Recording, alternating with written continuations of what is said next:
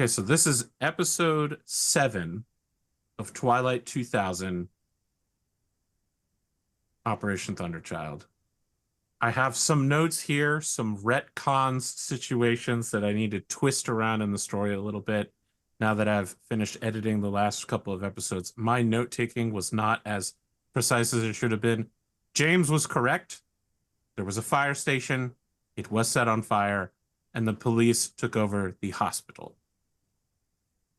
That's where we're at with that. It's so nice going back and doing all the editing for this series and realizing how poorly I've been keeping notes every episode. We find ourselves with the sound of tinnitus roaring over Cassandra Liew as she's standing in the middle of an argument on half of a soccer field. People around her are all like shouting. Some of them are shouting to her. Others are shouting over or around her. There's one woman who's just standing directly next to her, speaking into her ear. And we get the Charlie Brown, like, wah, wah, wah, wah, wah.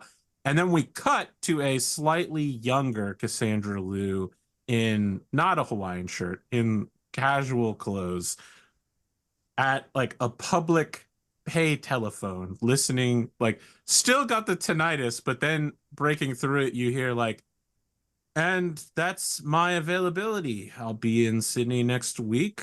Just call this number back at this extension if you're interested in spending some time with me, Chet Manley. And then you hear like a popping noise, and then you hear someone go, hey, what's up? The name is Chaz Gunther Thorpe, you know, of those Gunther Thorpes. As you can tell from my accent, I'm from the west coast of America.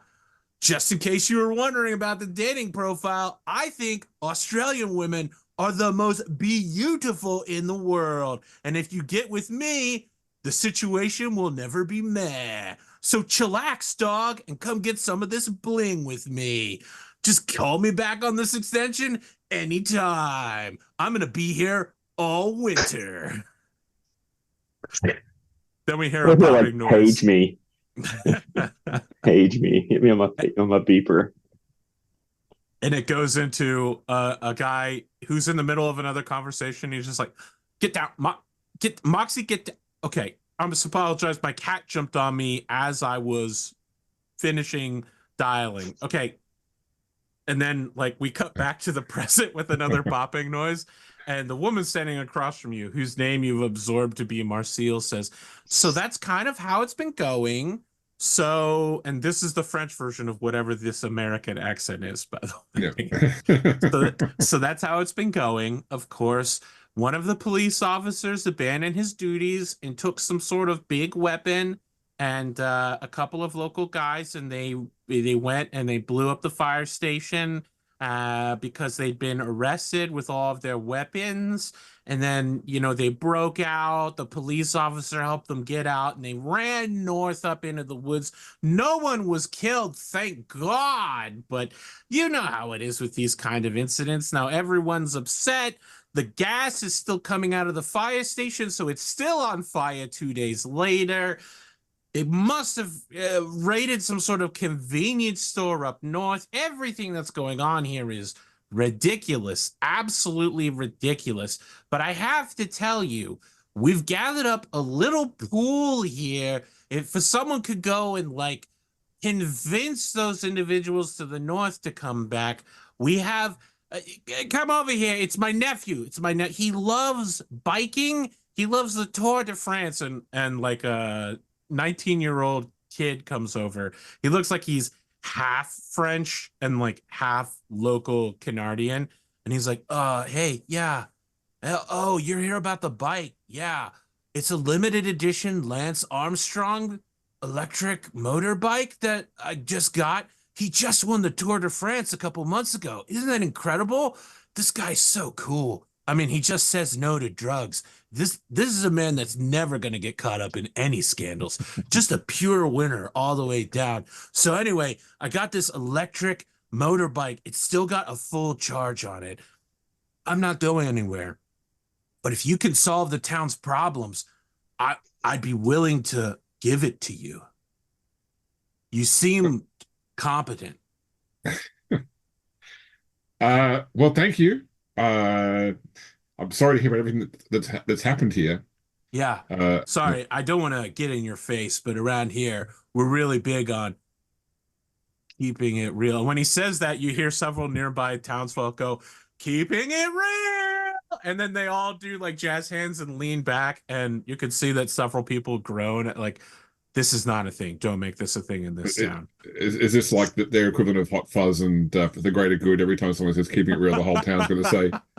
No, I just have a list of late 90s slang that I'm attempting to introduce into their lexicon. I had to check you to make sure that Chillax was around in 99, but it was, so. All right, you know what? I'm not going to get upset that you're checking my biz. Mid-game. Biatch. All right. I think I've learned everything I'm going to learn from this cavalcade, so I'm going to probably take my cue to exit and head back to the other two. Okay. Yeah. I do like the fact that in your universe, Lance Armstrong avoids being found out by World War III. Does he get to keep both nuts? He does. It's 1999, so he doesn't get found out until like 2008, right? I mean, he may go down in history as the last Tour de France winner. Has he got cancer yet, or is he? It's still in his future. You're hyper focusing on this man's testicles. You need to. I know. I was surprised that wasn't also in there. All right. What? It was a big thing. He doesn't have cancer yet. Because he came back. He got over that and still won, which is like what made the legend. That's in the future, though. That's in the future. I know. It's also before it got found out that he was doping on his own blood. Yeah. I am my own supply. The three of you come back together as night is beginning to set in. I don't mean that it's here immediately, but you can see that people nearby are worried. Of course, they've been without air conditioning and electricity for over 5 days, and it looks like the temperature today is pretty high, like 32 Celsius, and tomorrow you could see someone is like, yep, think it's going to be about 35, boys. Just a guy hiking on the road past you. This dude is absolutely covered in a sheen of sweat, and he's got like huge dabs of sunscreen and a big sun hat and like full body coverage, almost like a beekeeper suit, as he's hiking up the side of a mountain past you with a big wooden stick. You can tell that this might be something this guy does before the disaster set in. Like, he's fully comfortable with what's happening right now. He's one of those people that's like, yeah, I prepared for this. I'm having a great time. Finally. Who's the fool now? That hurts, James. I was prepared for COVID to stay inside, use an emergency supply of food, and not contact other people in person for months. Okay. All right. The three of you come back together. So, I mean, I don't know what we expected to get out of this town, really. I mean, it's obviously still populated, and the police are trying to do some level of control. They've disarmed everybody. It sounds like that the Jokers ran to before. One of them was a cop. They broke out and stole everything they could, including that RPG. Certainly, there's no love for them here, but yeah, I mean, I don't think we're going to get much out of this town in terms of it's not just like a hole we're scrounging. It's still a community. We could go back and deal with those three on the road. That would certainly buy us some brownie points here if we return what they took. See, if we're going to deal with those guys on the road, we're not going to return what we took. We're going to keep it. So, I mean, there's every chance they took stuff that we don't need. Oh, yeah, I suppose that's true. I'm just thinking a single RPG would probably assist if we ever run into another APC again. Well, that's the thing. I don't know how much the town really needs a single RPG. I don't know how much they'll be broken up if we return things like so the stuff that was from the convenience store rather than the munitions. Yeah. I think visiting this town has been a bit of a bust. Otherwise, other than information, it sounds like you got some good info.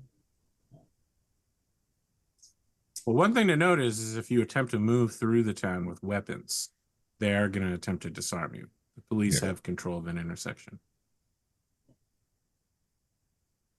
Now, let's be very clear, audience at home. I've presented the players with a possible quest they've already showed interest in, and in came, they're like, well, this is a bust. No, I'm all for operation. Take out the bad guys. No. We've got to convince them, ideally, to put down their arms and return and subsume back into society. Why?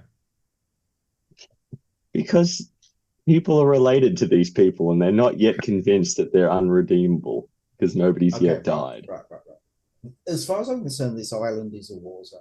And there are 4 types of people. Soldiers, civilians, insurgents, and bandits. Bandits are the lowest of the low. These guys are bandits. So you're all you are is a hammer, and all you see is roofing nail, framing nail, screw, and you're like, oh, I can make that into a nail. Yeah. The fact they haven't killed anybody yet. I mean, look, if they do trap that car, they trap that car. All it takes is someone traveling by, just walking past it, stepping on a tripwire. They appeared to be a civilian. They appeared compliant, but at any moment they could have not have been. I think if we decide to do something about these guys, we have to make the decision of how we're going to do it before we even consider. Well, they're not soldiers. Clearly, they were active during the day, which means that they'll likely be sleeping at night. Yeah, I'm thinking we track down where they're sleeping and we just ambush them. I mean, we might even be able to just disarm them while they're asleep. They don't seem like the sort who'd have a guard. Or if they did, they'll be like the previous guards we've met. Yeah. I suspect they wouldn't be too hard to track. I suspect that, for example, if they're eating food they stole from the convenience store, they're not bothering to find a proper receptacle for the rubbish when they're done. Oh no, okay. They'll be surface turding for sure. The worst, the lowest of the low. Okay. We'll head back. When we get to the car, we'll have a little look around. Well, are we waiting though till nightfall to do this? So it's to almost clarify, nightfall now. Yeah, you're like an hour or 2 away from nightfall. Yeah. How far away from the car are we? I think that you can line these 2 times up pretty easily. Yeah, we'll just rest here for a little bit just to make sure that it lines up, and then we'll head back. So you explain to me what the plan is right now. You're going to wait until you think they're asleep and then sneak up on them and then disarm them? Well, it depends what their camp looks like and what's going on. If there's guards, it may be a bit more violent than disarm. If they're asleep, he'll probably just be disarmed. Our initial plan, I think, is to try and track them without being observed. Yeah. I mean, given the technology and time, depending on what the moon state's like, we should really consider moving back now and getting visual contact with the area, noting that we probably know where they're sitting. They probably haven't moved their ambush. So they're most likely still set up in the same spot. So we can at least move back and move their ambush, because moving their so we can at least was disarming the explosives. Yeah, I would think somebody with a high level of skill and acumen in recon would be able to move us and position us to a spot where we're watching them whilst they're watching the road without them knowing. You're making a long bet on this recon roll then. Well, I think if we head back there, they're not going to be at the site still. They'll probably head back to camp. They've head back to camp. Their camp, I think so. I can't see them sitting out there in this heat all day and all night. Yeah, no, but sorry, Arthur, when we were there, did did it appear like, the ambush was also the ambush location was also their camp? It definitely was messy there, as if they've been Like, it looked living lived there, in. but not. You didn't see any Tents. toilet Bedrolls or holes. You didn't see any tents. You didn't see any bedding.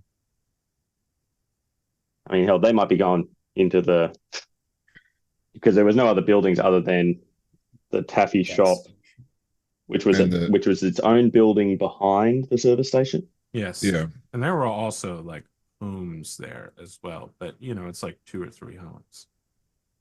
Yeah. Yeah. Well, I They think definitely seem like the type to push people out of their home than they are to pitch a tent. Yeah. That's why I think if we move, I think we got to do a bit of move back now through the bushes and work out if they're going to break down that ambush and then move to the buildings, which buildings they are. Otherwise, we're just going to be walking around in the dark. Because I know about you guys, I don't think I put the night vision into this backpack. I'm pretty sure 1990s night vision pretty bulky. Yeah, exactly. Yeah, because my backpack is mostly for the first aid kit and then my concealed pistol. I mean, one option would be, if we think they've gone back into the houses, would be to find a way to trigger the booby trap, and when they come out to investigate, they'll be backlit by the fire. Yeah. Okay, let's get back to the site, and then we'll figure out. Look, if I've learned anything from YouTube, that just shoot the tannerite and just hope for the best. Yeah. So, who on your side has the worst recon skill? I think it might be Luke. Yeah, Luke's Probably. D10, D6 is the worst.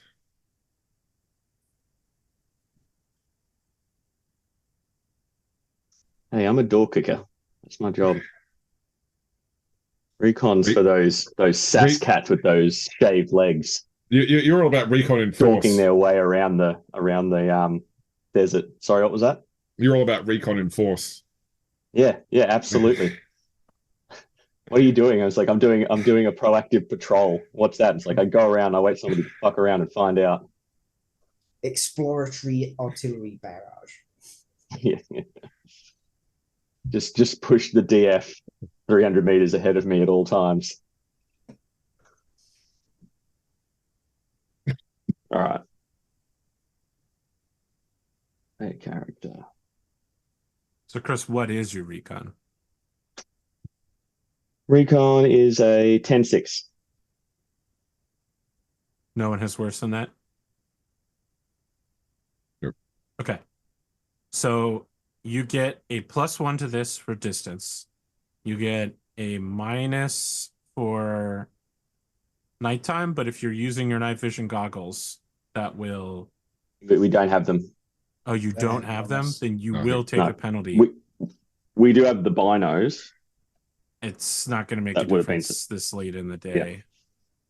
Yeah. So you will get a -1 for this. But a +1 for distance, you said. And a +1. Yeah, so it's just going to cancel out, and they get a -1 on theirs.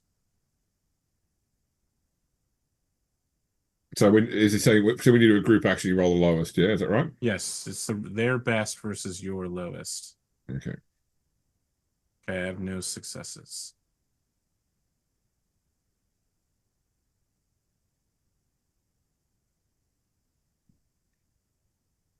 Right. So that's you, Chris. That's a success. Okay. Your suspicion that they might be setting up in one of the houses nearby does not play out.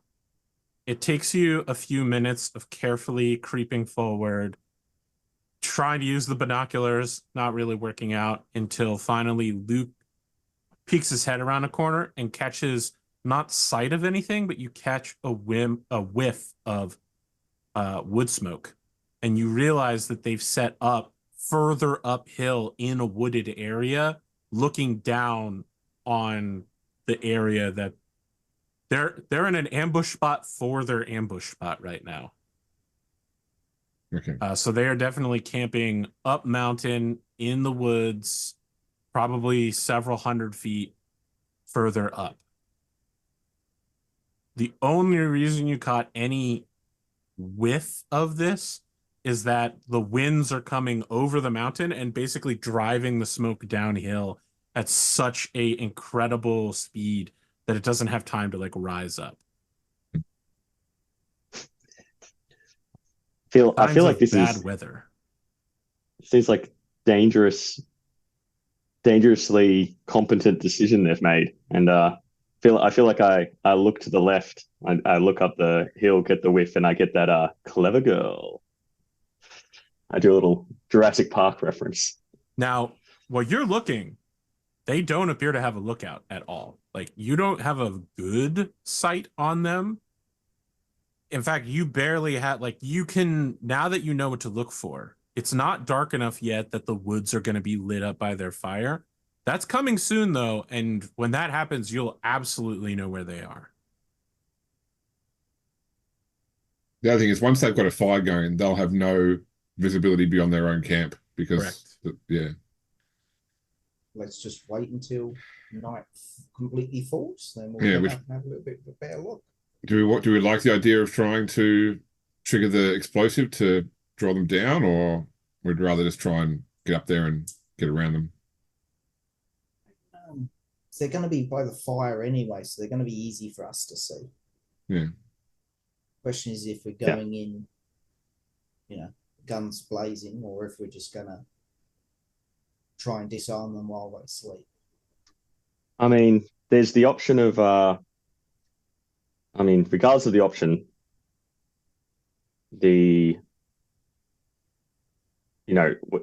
now is the time when they're going to be most alert because it's early in the evening.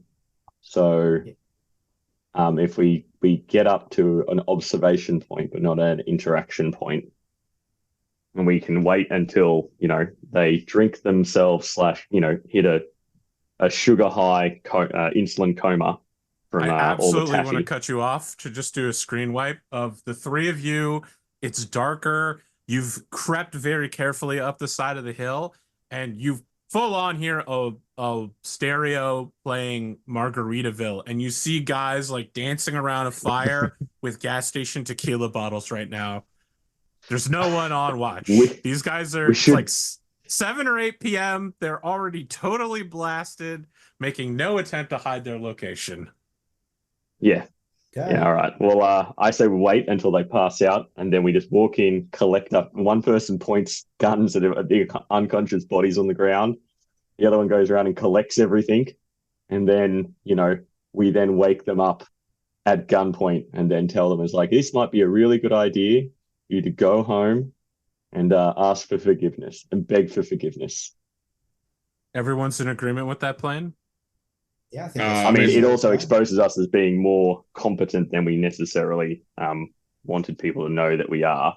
Because the other option is just to take everything and leave and hope that they go back with their tail between their legs to the town to be like, yeah, we don't have anything now and we're going to die if we don't come back to civilization. I mean, why is it so necessary to keep them all alive as well? Like, it's not necessary to keep them alive. It's just, it could have some flow-on effects if these people just disappear in shallow graves. The simple fact is, if we turn up there and they're completely passed out drunk, I think, we'll save the bullets. Okay. Yeah. I also don't know how I feel about just, doing the old double tap clearance of the bunker. Bang, bang, bunker clear. I don't know if we're at that point in the, I don't know if my humanity has spiraled to that point in the campaign. Well, mine clearly has. Yeah. Your two characters have cold killers. I'm not there yet. Yeah. Luke's got some shred of humanity left. He's what's my moral code? Everyone's either an asset or a liability. Okay. Yep. Let's head up. Yeah. Okay. Or do we want to wait down here and wait for them to pass out before we head up? I think we're already up. I think that we cut You've to made us. your way part way up the hill to just observe them. Yeah. So we don't need to get any the plan closer. now is to wait for them to pass out and then sneak into the camp. Or at least wait until they get so shit-faced they can't do anything. some time passes. You become acclimated. I feel like we've got like a VCR, like fast forward as we just watch them in quick motion. Just Is there a couple the 3 lines on the screen? As Yeah, the scan lines. Yeah. Once they fall downs per 10 minutes, it increases to about 3. That's when we'll act. You become acclimated to the local smells, and it becomes clear to you that gas station sushi did a real number on these guys, and wherever they've put their droppings, it's not surface covered. Turds. It smells horrific. It also smells like someone vomited. 1 or more people vomited. You notice that scattered around their camp with absolutely no sense of cleanliness, they have a bunch of 5-gallon, I haven't been in an office in a while. I don't know if they do it, but those big blubbing water things that water you put bottles, into it, yeah. they have several of those nearby, and it looks like they've been, it's only been 5 days. They've been through several of them already. So probably they've been sick as a dog for several hours, and now they're sweating it out. Now they're drinking, now that they feel like they've recovered enough. One thing that I learned as a bouncer is a very distinct smell between drunk vomit and regular vomit. Yes, you get both smells of vomit for sure. You originally smell the first vomit, and then you smell the drunk vomit as the night goes on. The 3 of you approach, spreading out, V formation. Luke is in the front, about to step right at the edge of their firelight when he notices tripwire attached to a claymore. Oh, that's what your successful roll was for. Your foot almost comes down on it. You stop. This is way more competent than you expected from these guys based on what you've seen so far. But then you remember they did put a bomb in a truck in order to trick people into blowing themselves up. You make your way around the camp, stopping the rest of your friends, flagging where like punji stick trap, just various paths into this camp have been made so that if you go there, you'll die on your way in. You find a path that all 3 of you can get through and easily step into the camp. There are unconscious men with hunting rifles. They like, I want to say like Remington, just like, no, not Remington. What's the one who makes 30-06? Winchester? Yeah. Yeah, just like a bunch of 4 Winchester rifles and then the 1 RPG-16. And there's like at the dude's belt, there's like a reload for it. They all got guns on them at the moment? Or the guns laying I don't think the guns are on any of them. They're just nearby, like in their tent or insecure. So I figure what two of us cover them while one person gathers up what they can. Yep. Who wants to gather? Who wants to cover? Well, you or I, Mike, are the stealthiest to gather. Yep. You fully are in complete control of the situation. You don't need to make any rules here. They are dead drunk out. Okay. Right, well, me and James will cover. Luke, grab the stuff.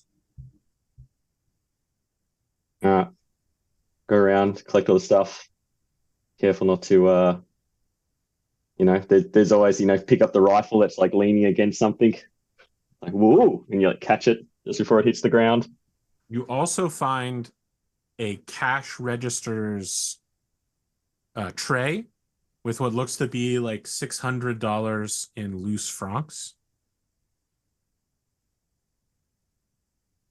And a whole bunch of gas station snacks.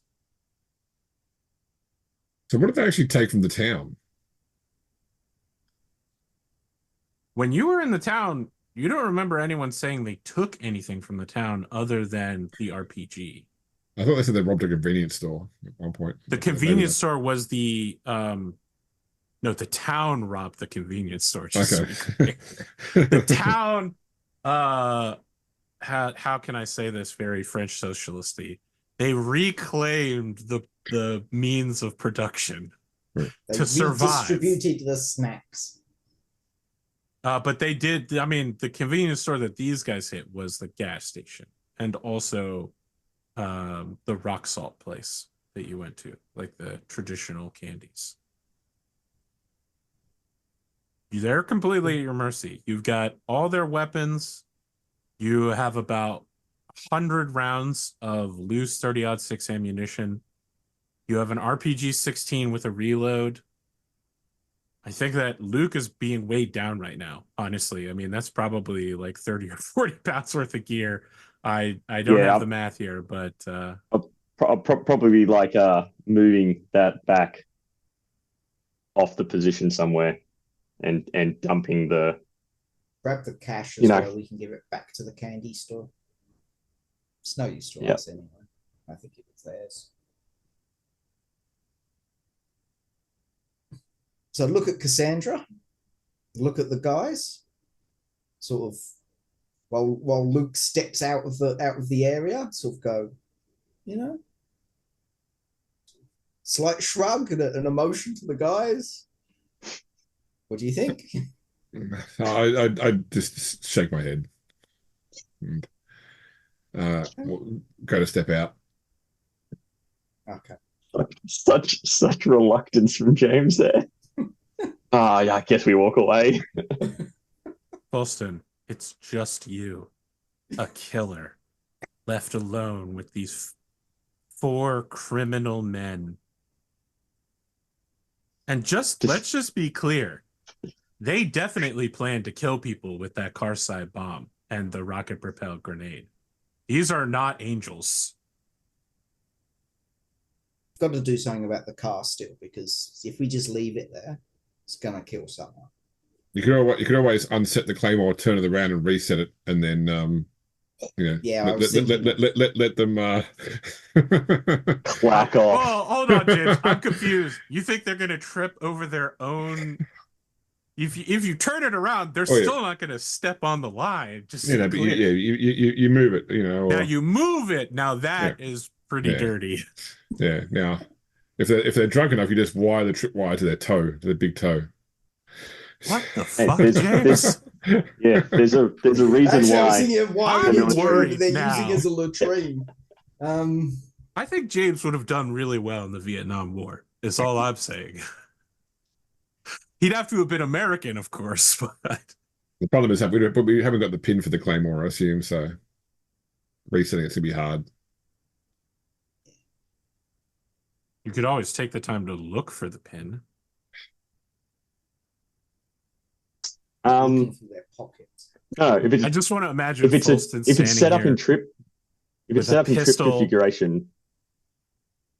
Sorry, if it's set up in trip configuration, the pin is in it. It's the act of you hitting the wire that pulls the pin that releases the. That sounds right.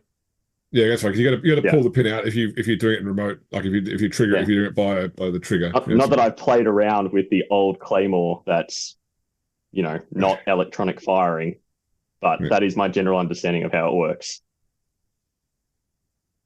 I just want to imagine dark forest, flames dancing over Fulston in his Hawaiian shirt. He's standing there with, I guess you guys have pistols, arms akimbo, sweaty, eyes white, looking down on these 4 murderous criminals. It's that angle up as well as the light, as the light's flickering, it kind of like sucks into just his eyes. Do they have knives or any weapons like that still here? Yeah, they have knives, but not like combat knives. They have like survival equipment for, like digging or cutting ropes and stuff like that. It does seem like they have a basic level of outdoorsy competence. They prepared for COVID because you can see that they have stuck on a branch nearby a roll of toilet paper so that you can pull it while the thing unrolls. Okay. And steal their toilet paper and leave. book their shit tickets. Yeah, it's definitely worrying that if they've got that level of confidence with explosives, that this won't end just because we've taken away the developed weapons. They have the capacity to make and improvise their own. So Yeah. You want to do anything, Fulston, or you want to leave and rejoin the pack? This is difficult because that's what because when you come back, that's going to be my point. Yeah, I'll walk back over to the guys and say, we've got to do something about these guys. We can't just leave them here. And we can't trust that they're going to head back to the town. My concern is I don't think it's safe for 3 of us to try and manage 3 men. 4, even, sorry. I think. Boy, having just recently edited this, you think I would have had that? I'm pretty sure it's 4 people, though. No, I think it was 4. It was more than that. Was it 3? Yeah. That was 4. Let's check the card. The card had the number of people on it, right? I thought it said number of players one of the cards. 1. Okay. Well, I mean, yeah, but in any case, it's more people than I think we can reasonably control. Well, we can change. Didn't we get manacles from the very first session? Yeah, I don't have on my sheet. Yeah. Oh, okay. Oh, I thought that was manacles, but anyway, yeah. I mean, I don't know if we want to manage or if we just scare the living crap out of them by just, they wake up with a pistol against their head, and it's like you give them that nice quiet chat. You know, that quiet chat that speaks volumes. That quiet conversation. What I mean is that we don't want to march them back to town at gunpoint. We don't have to deal with that. No. We disappear. Yeah, but I mean, we tell them that we're gonna, if they don't walk their way back to town tomorrow and ask for forgiveness, we'll know and we'll find them. I mean, and they will never see it coming. These men clearly have no compunctions about trying to kill people, which means that I don't know how cowed they're going to be. When they wake up with no guns or they wake up with a gun to their head, I don't know if we're really going to change who they are in that moment. Yeah, they're bullies. And if we can prove to be bigger bullies, they can just go somewhere else and be bullies to smaller people. Yeah. There are 4. It's number of PCs plus 1. Okay. You can't mind games me. There are 4 people. I was right. I don't know, because I don't believe all 4 of these dudes are, irredeemable. There may be one here who's the bad egg, and maybe the bad egg's got to be left. Maybe the bad egg gets left here. But I think that I can't believe that they're all. I'll go see. Have another look, and then we'll come back and we'll talk about it a bit more. All I can think of is the Firefly episode where he tries to tell the dude, being like, "Hey, here's the money. It wasn't meant to happen this way. All right, but bygones be bygones." The second guy's like, "No, I got it. I'm good." Yeah. Just kicks him into the edge, and he's like, "That's a real shame." The other option is that they're going to sleep off this hangover. Is we just go back to the town now and tell someone at town we've disarmed them. They're here, and let the town deal with them. Yeah. Okay, gonna walk back to the camp. Arthur. Yeah. Yeah. Draw my knife. Mike's just looking for a reason to catch someone. So he invested character creation into the killer talent, which lets you kill an incapacitated person without penalty. Like, he let him use his character. Otherwise, it's just a waste of XP. I'm here for James it. min-max optimizing his way into genocide. Perfect. Well, Anakin Skywalker would be so proud. I've actually been convinced, no less, by Chris, saying that these guys are just going to go and do this somewhere else. Like, they're too competent in explosives. So, this is at least Chris. One of them is. This is Chris's fault. I just walk over to the first guy, just sort of kneel down next to him, hand over the mouth, and just a knife in the side of the head. I would like you to make a close combat roll at a +2.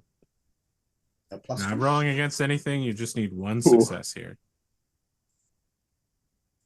See, I would have seen where in Fulston's mind he goes around and like carefully executes each one, but for us when he comes back he's like covered in blood from like having to like stab these guys multiple times under the tinnitus, you know. Oh, absolutely. He's stabbing them multiple times. What I think I look like, what I actually look like. Oh, reality is so much worse. It's so much worse. And you got 2 successes on it. So I will take that from you, Mike. Okay. Oh, and you have Brawler, so you get a +1 to close combat. Oh, for unarmed close combat, but you're definitely armed. So this check isn't really like, can you kill them? That was never in question here. The question is like, and it's also not, will you stop because you feel bad because you're a killer and a psychopath, so you easily dispatch these 4 men. I don't know what murdering people in this way looks like. I have to assume you put some weight on them to keep them from flopping around, and then at the very least cut their throats and cover their mouths, minimum.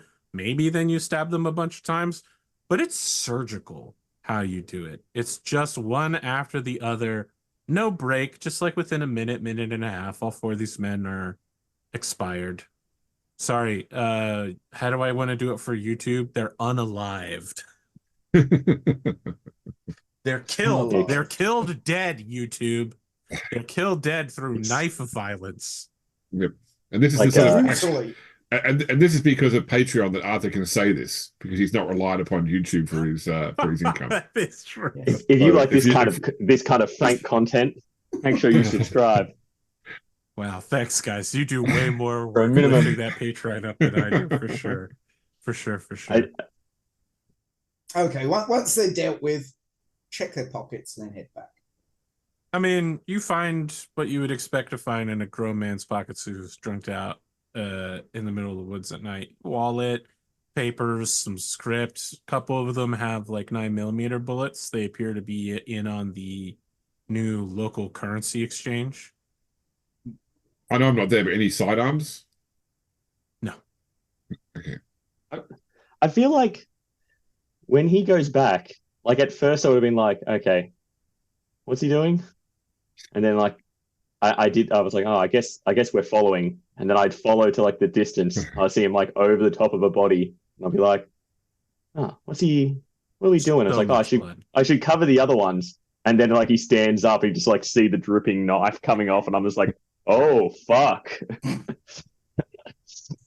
There's definitely a realization point where it's just like, oh, Well, that's okay. cold, cunt. That's cold. Okay, so we'll just walk back over, wiping the knife off on a shirt or something that I've ripped off of one of them, just to clean it up. Okay, so problems dealt with. This leaves us one important question though. What do we What's do more now? valuable to us, an RPG-16 or a motorbike? That RPG-16 has a reload. Look, as a person who's interested in as many parts as humanly possible for my project bike, I you know what? I can get way more parts out of a disabled IFV, which definitely can kill me. Even though I'm pretty sure this janky homemade motorcycle will also try to kill me at one point or another if I ever get it running. I do like the fact that you see the possibility of a working motorbike as just parts for your non-working motorbike. No, that's an electric bike. Don't confuse that. That's the home build mechanic there. Electric bike with my sweet hog. Yeah, that 100-mile electric range on full charge is not going to compete with a full-on motorcycle. Well, other than the fact that like gas is a problem now, but so is electricity. So is electricity. That's it. Yeah. Yeah. I have been talked down from forcing you to make a pickup truck style bike, by the way. So you'll only need 50 parts to make the motorcycle. Shocking. You have 7 to start with. And whenever you come across a disabled vehicle or a vehicle that you'd like to scavenge, you roll tech, and the number of successes you get is the number of parts you get. Just to be very clear. It's who convinced take a you? while. Excellent. Who talked you down? Pondo. Ah, okay. I think. Staff I voice of talked to reason. somebody about it, and they were like, "That's wrong. They're never." First off, who did I talk to about it? But I got a pretty long lecture about how a pickup truck, the engine is larger than the whole motorcycle. And I was like, well, hold on. This isn't a modern pickup truck from like 2024 that's like 12 feet tall. This is a 1999 pickup truck on an island that it's probably 20 years. But that didn't hear that. Who did I have this conversation with? Don't worry about it, James. Was it Someone who's on our side? Oh my God. Oh, I do want to mention, by the way, in America, the youth, the Gen Alpha youth now have turned cunt into a word that you can say, because you say that when a woman is dancing well, you say that she's served cunt. Well, it's come from the Drag Race scene, Mike, but yes. your expression is the same as mine when I heard that. But you can Google served cunt now. Okay. This is real. They're and I drag wish queens. it wasn't. Yeah. No, my favorite line from the current season of The Boys is still where someone said, "Oh, we needed a more private. You couldn't pick a better meeting place." It's like, well, I wanted to pick your mum's pussy, but I wanted somewhere more private. Oh my God. Oh boy.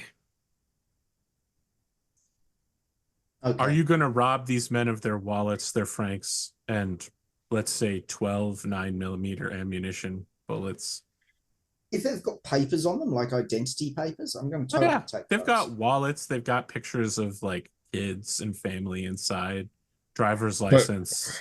One was French a cop, so national ID, if there's something like that. Has one got like the shield badge in a wallet as a cop? Yes, he does have a deputy's badge for. All right, let's grab that, like, because that national police. Grab that. You can keep that. That absolutely adds to any sort of bullshit. I mean, stories it you comes tell, like, it the other side of it comes with his full-on identification. You know what I mean? Like, yeah. we you can could fix flash that the up. badge, but if someone has to look at it, it would be of this man. You know what I mean? Yeah.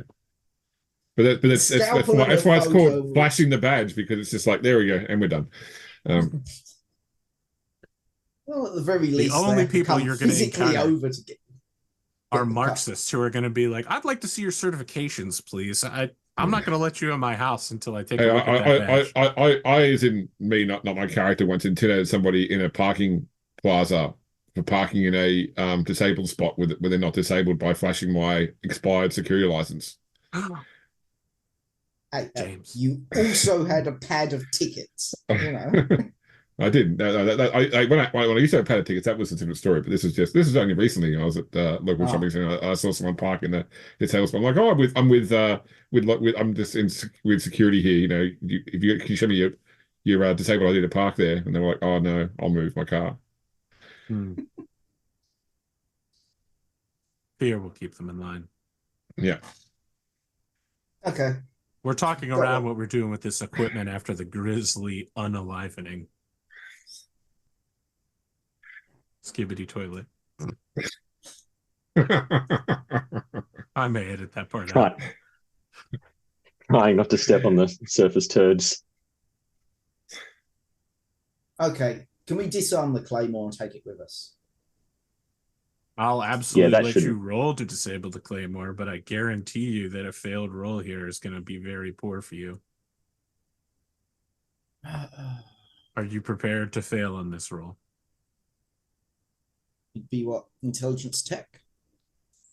Let's take a look at what it takes in order to set up a claymore.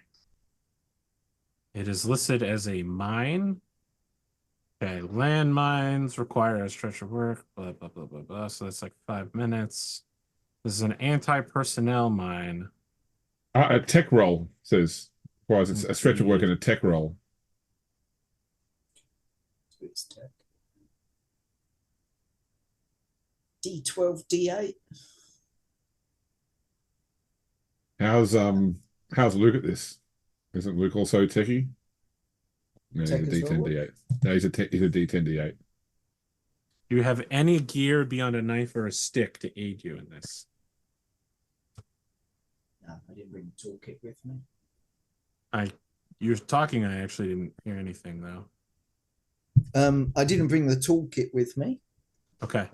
Did these guys have any tools with them in this camp? They have basic survival gear, but they don't have any specialized mine clearing equipment. All right. Make your tech roll. I'll get everyone else to move back. That's pretty wise. I mean, first off, let's stand behind the claymore, but also like far enough behind that you're in the like the exclusion area behind the claymore too. Yeah, you won't kill yourself if you set this off, but you are absolutely going to give away this position. Oh, don't get me wrong. Like when a claymore goes off, there is an area directly behind the claymore, which is also a danger area too. Okay. Like you can't. You're definitely gonna lose your fingers. Well, you can't hold it in front of yourself. Nobody's this style. This does say it fires directionally. So by the game mechanics... James, I can't just duct tape it to the chest of the front of my plate carrier. You could, but it's probably not a good idea. Well, I would point out, no matter how you do that, the explosion away from you is still going to be subject to Newton's laws. So you're going to be hit with the same force outwardly. just not with the pellets. Yeah. Instead, it's like a brick is pushed against her chest. Yeah. Okay. Let's roll this, see if dice roll accepts this time. Oof. Would you like to push? Oof. Remember it only pushed a D12 because you've already rolled a 1 and a D8. Yeah, I'll push. Okay. I believe tech will take a stress. Yep. So 1 stress. You're down, laying on the ground. Pine needles around you, moving through the dirt, carefully disarming this device. Just an instant before a drop of your sweat lands on it and maybe accidentally pulls the pin out, you manage to get your hand there. It rolls onto your hand. You successfully disarm this mine. You now have 1 United States M18 Claymore device. Probably put that on my sheet. I love the concept that an anti-personnel mine from the 1960s would be triggered by a bead of sweat. I assume that maybe like the pin's loose, like the bead of sweat is just what, because he's like disarming it at the same time. You know what I mean? Like, yeah. You know what, James? I'm trying to do 80s action movie shit. Okay.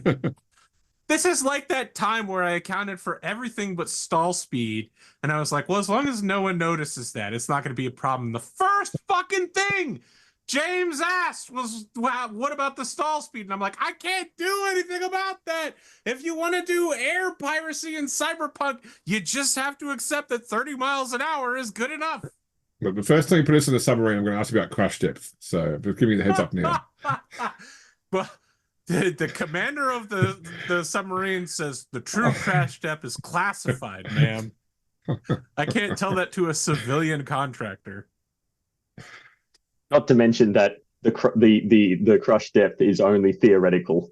Yeah, that's right. Well, some submarines, it's a little less theoretical than others. Looking at you, USS Thresher. It's way below operational depth, though. So yeah. Okay. I think we've got everything we can get from here. Question is, do we do anything with these bodies or just leave them? I mean, the only thing I can think of is if anyone else comes out and finds them and knows that we were the ones that dealt with them, that it does set a certain tone about us. If you wanted to, you could always roll the bodies down the hill to the vehicle and set it off and just say that they obviously killed themselves trying to set an explosive. But I mean, it's a lot of work for really not much return. I don't know. We're going back. Let's just leave them here. Yeah. We do need to deal with that explosive, but that can't just be left on the car. Yeah, we'll head down to the car now. Luke's memory flashes back to children missing fingers and limbs, and just goes, "Nope, that has to be dealt with." Okay, let's have a look at it without getting too close. Try and figure out how it sets off. So you had a look at it earlier, to some extent. Now that you're here, do you have any light source at all? I have. Yeah, we have torches. It's not quite dark. All right. Yeah. Now, I'm aware that you're talking Britishly when you're saying torches, but just for the audience's sake, you mean Flashlight. what we would call a flashlight. Yeah. Because this is a channel that regularly does, medieval and pre-medieval, where a torch would be a stick with a, a soaked rag on it. Here's No, a fun that's fact what for we're you. using. Yeah. I come into shock. Tiki dripping torches. fluids. Jesus. I think you're about 12 years too soon for that. Um, I have a bunch of tiki torches on my back porch that I had to pack up after they became controversial. Interesting Australia fact for you. You know mag lights? Yes, The big. Yeah. So, I have one. in Australia, you can own a mag light that holds up to 8 batteries. Anything more than 8 batteries, you have to have a batten's license for it. Yes, because it's so heavy you could beat somebody to death. Yeah, that's it. Yeah, Yeah. it makes sense to me. Yep. This Tell you what, device, that 8 battery one could definitely do some damage. So, the interesting line in the sand they've chosen. Look, when I was learning to use battens for my batten license, they told me that I could strike a knee, but you can't strike an elbow.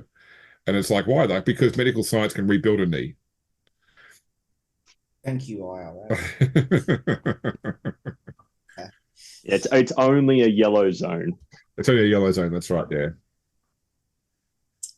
No, knees are green. Elbows are yellow. Okay. Yeah. So green is you can hit without causing permanent injury. Yellow is you can cause permanent injury, but a hit there will probably kill or could kill. okay. Fun fact for the kids at home. Yeah, fun fact for the kids. The less than so 1% of my audience under 18. So when you see the police officer there and he's just going green, green, green. Okay. He's following protocol. This bomb appears to work by a combination. There's a remote detonation for it. And if tampered with, what is going to happen is it's a enlarged car battery. And this is for like a larger truck than what this is. It's like for like a utility truck, like an F-350 or something like that. You know what I'm talking about? Like this is a huge battery, like truly large enough that it is as large as a person. And it has been set so that the battery acid and the hydrogen gas inside are going to interact if tampered with and ignite and cause the battery to turn into a bomb, essentially. So like if you just walked up and like we're like, I wonder what's inside this, flip the hood up, you're going to pull something keeping the hydrogen gas in the battery and just immediately firestorm, turn the whole truck into shrapnel, kill yourself and probably anyone nearby. Like this is a heavy duty blast meant to take out a vehicle. Okay, right. So how we're going to deal with this is grab some sheet metal or something, and we're just going to write on it, bomb, and just fucking leave it by this truck because I'm not disarming that. Oh, that'll you just if you clear the area, just set it off. It says it's remote detonator. If we find the right detonator, we just set it off. I mean, it won't. It's going to be a flat. It's going to be a kinetic explosion. It won't cause too much fire because the accelerants will burn out quickly. Unless it's close enough to the gas station, it's going to set fire to the gas station. The gas station was also emptied. I think we just go double check the ambush site and where we have had the I love the idea. War crime jobs location. Up there. You go to the ambush site, you find the clacker to set it off. There we go. Like this, guys, would this help? Would this help, Mike? Sorry, Fulston, would this help? Nice and far away from it and set it off. It's probably like blow the window out in those houses. So you set it off. It's 100% the money shot from Tropic Thunder style, like slow motion. You watch the pressure wave going out. The explosion isn't that big as you expect. The fire is mostly contained by like the hood flying off and then coming back down on top. But like the stuff inside, like the seats all begin burning, but there's no like massive wave of fire everywhere. That pressure wave though, that road's not going to need a cleaning anytime soon. Like all the cigarette butts, all the like loose oil, all pushed way off the road. Grass nearby completely flattened. It just throws shrapnel in every direction. All of you feel it roll past you, and you 100% have woken up everybody in the local area. Sorry, Arthur. As it rolls past us, all our Hawaiian shirts, like, your Hawaiian shirts waver flutter briefly. Yeah. flutter in the wind. Our wind, my A golden loose locks. screw goes past you in slow motion. Like, whoa. Ooh. To which after that, I'm like, fuck yeah, man, that shit never gets old. Yeah, I'm having think visions that of this is a the good place to stop here and ask everybody for a D6 roll as your radios click on. I'm just assuming you're leaving your radios on in like low power mode. You are receiving a broadcast. It's just a question of if you can beat the jamming.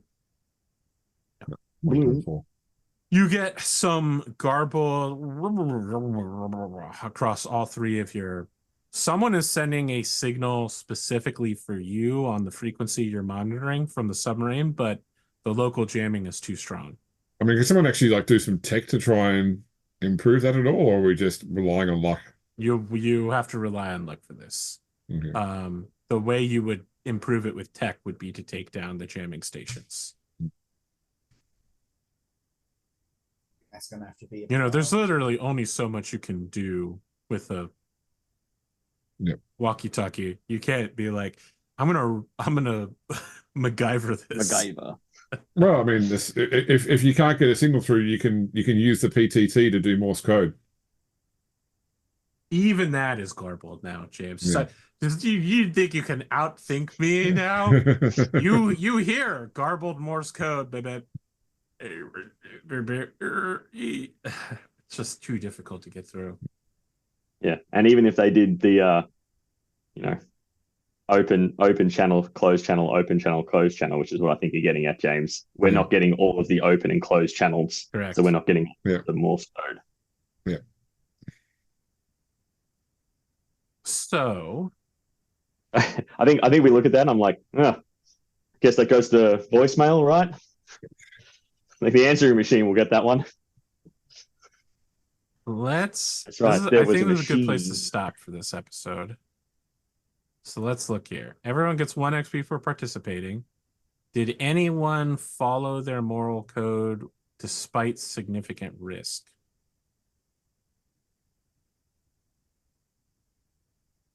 There's a question on what Fulston's moral code is exactly. His moral code. War is glorious thing. So I'd like to say that I did follow my code, but I don't know what the significant risk was necessarily, other than, striving to the party. But save who you can. It's okay when you can't. Life's unfair. But it's your choice now. I mean, there was significant risk throughout this whole episode, but I don't think you risked yourself to put that forward. Yeah. No one risked or sacrificed anything for their big dream. You didn't travel to a new hex. You did overcome a dangerous event using violent means. So that's 2 XP total.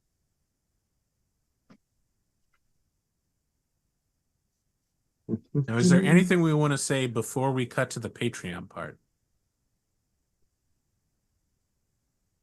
I was just saying before, I'm reminded of the Mythbusters cement truck explosion in the description of the explosion of this pickup.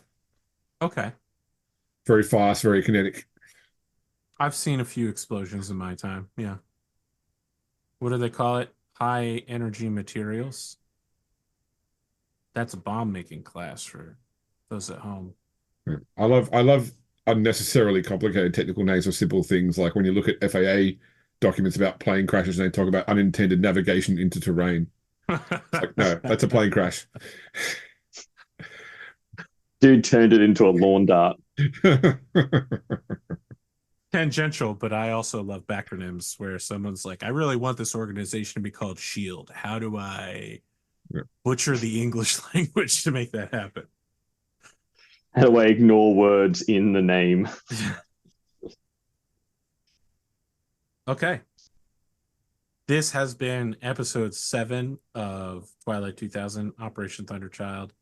I am, of course, your narrator, APGamingREAL, and I've been joined by Mike as William Fulston, Chris as Luke Williams, James as Cassandra Liew, and Bono the Mad as our editorial intern. And now for Patreon,